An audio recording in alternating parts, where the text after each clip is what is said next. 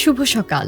আজ বৃহস্পতিবার 17 এপ্রিল 2025 খ্রিস্টাব্দ, 4 বৈশাখ 1432 বঙ্গাব্দ, 18 শাওয়াল 1446 হিজরি।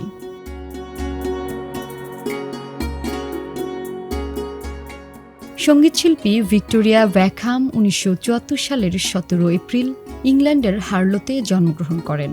90-এর দশকে জনপ্রিয় পপ গ্রুপ স্পাইস গার্লসের সদস্য হিসাবে তিনি বিশ্বব্যাপী পরিচিতি লাভ করেন, যেখানে তার মঞ্চের নাম ছিল পশ স্পাইস। পরবর্তীতে তিনি সফল ফ্যাশন ডিজাইনার হিসেবেও খ্যাতি অর্জন করেন।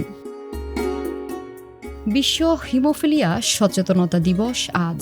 প্রতিবছর 17 এপ্রিল পালিত হয় দিবসটি।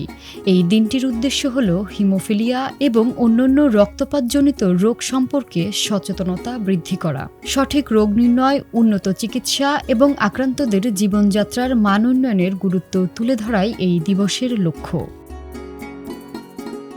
ফ্রান্সের ঔপনিবেশিক শাসনের পর দীর্ঘ সংগ্রামের মাধ্যমে আধুনিক সিরিয়া স্বাধীনতা লাভ করে। দ্বিতীয় বিশ্বযুদ্ধের পর ফ্রান্স দুর্বল হয়ে পড়লে সিরিয়ার জাতীয়তাবাদী আন্দোলন আরও বেগবান হয়। 1946 সালের 17 এপ্রিল সিরিয়া পূর্ণাঙ্গ স্বাধীনতা অর্জন করে এবং একটি স্বাধীন প্রজাতন্ত্র হিসাবে বিশ্ব মঞ্চে আত্মপ্রকাশ ঘটে।